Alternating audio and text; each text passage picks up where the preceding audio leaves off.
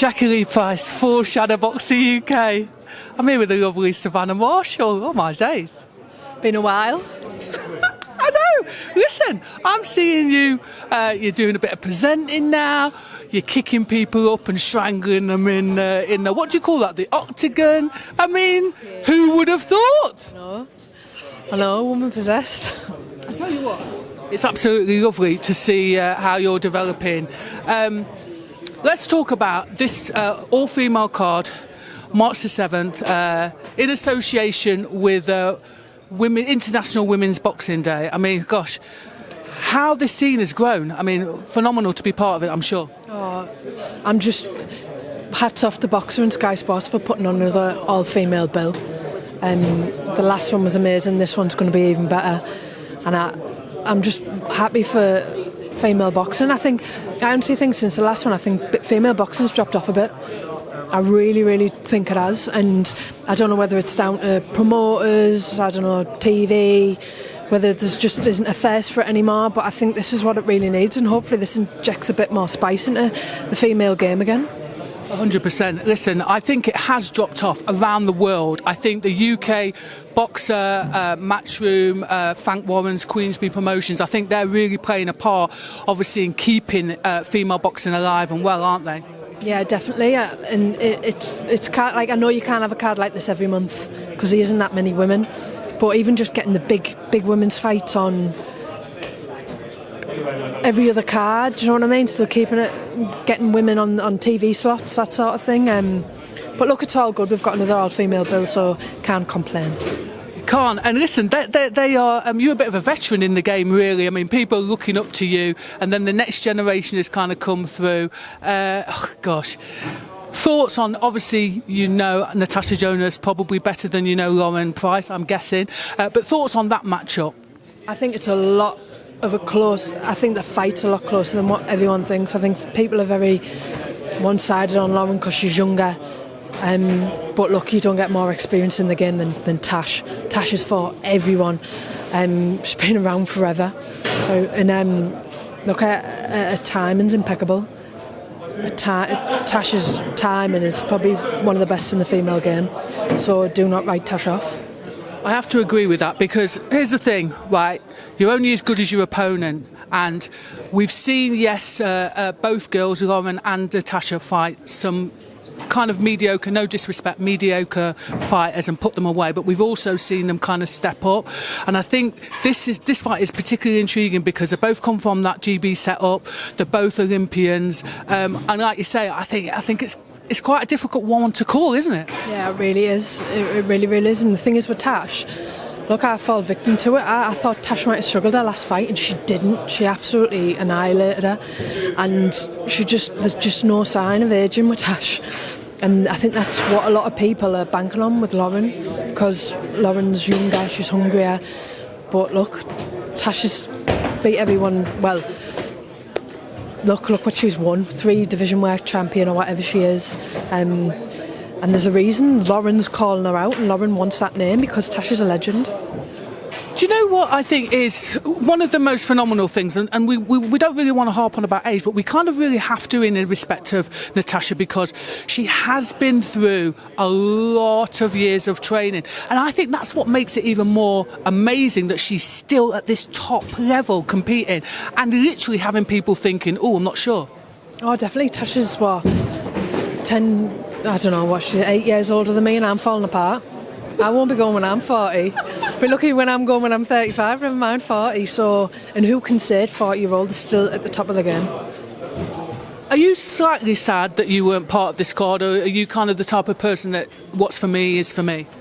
No, there's talks of me getting on the card, so I'm still hopeful. I'm still hopeful. And I was actually approached by a boxer about being on the card, and look, I'd be stupid to turn something like this down. The first one was such a good success, and to be part of something like that, I'd love to be part of it again. Let's talk about your MMA fight. Absolutely phenomenal. I mean, literally, like, again, people doubted because you came from the boxing side. I have to say, I'm quite I'm quite surprised how quickly you're able to kind of marry those two skills together, because it's actually not that easy, is it? No, it's definitely not. And it's a lot harder than I don't know what I let myself in for. So I've had 18 months out to focus on MMA, and I've loved every minute of it. Love it. Love the bunch of people I train with, the environment, the new skills. You're thinking I've boxed for 23 years. 23 years of hitting the bag, double jab, uppercut, hook. Now I'm learning leg locks and arm bars, and yeah. You are smiling when you talk about it, and that's brilliant. Is that almost like, kind of injected a bit of energy just for you in terms of not just boxing, just fighting? Oh, definitely. I was after my last fight against Franchin, I was in a position where, look, it wasn't having the same effect on me anymore. I was winning, I wasn't getting the same buzz anymore. I was kind of going a little bit stale in the gym. Yeah, didn't really want to do it anymore. I've stepped away, I've tried something different, and I've got that thirst back for winning.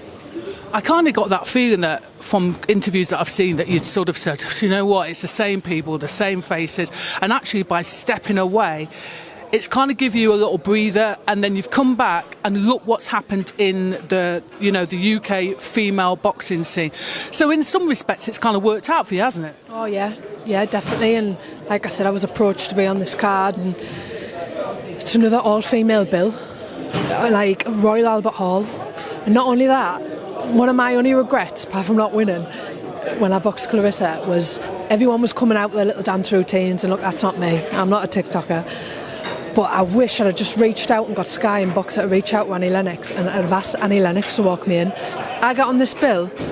That's the thing I was going to request, being at International Women's Day. Can Annie Lennox walk me out? You never guess who's performing 2 days before at the Royal Albert Hall on the Wednesday and Thursday. Annie Lennox. What are the chances of that? So she's already in the house. Hey, listen, that's kind of a done deal, isn't it? It's like it's fate, isn't it? That's bucket list stuff. That is, yeah. Put me in against who you want. I'm not just get Annie Lennox to walk me in and for. So I'm guessing that a fantasy fight would be you obviously against Clarissa Shields, but Clarissa Shields is out soon. I can't remember, in February, fighting for a heavyweight title. Do you think she'd be able to do a quick turnaround? Why not? Why not? I hope so. Yeah, if she wants it, she can have it. I am enjoying the narrative now. I think, yes, there was a bit of beef between you before, but I think there's actually a little bit more of a mutual respect, especially you going in and having that MMA fight and kind of just dealing with your opponent easily. There seems to be more scope now for you in terms of you and her fighting. Boxing and MMA, it's like we can keep switching up and we can keep people interested. Look, that's the whole reason why I done it. There isn't a massive amount of opposition for me. I went to MMA, she was there, wanting to get it on in the cage, in the ring. I'm becoming a bit of a stalker. I just want that rematch. Hey, listen, She's playing hard to get. Hey, listen, but that's what makes it exciting. It's like she'll go, "Oh, come when I'm ready." Oh yeah, and then, like I said, there's a bit of a mutual respect. But look, there's sly comments behind everything. I think she's been nice, and I'm thinking, do you know what, like picking apart my MMA debut, and I think, do you know who done it better? Who done it better? Hey, listen, I think that's part and parcel of the kind of. I honestly believe there's mutual respect. I'm going to be honest. Frenemies. Hey, listen, I look forward to your fight, please God, on March the 7th. I am looking forward to you having another fight with your frenemy, because I think literally the storyline, the beef just has us all excited and intrigued. Thanks ever so much for giving us your time. Thank you. Cheers, Jack. Thank you, darling.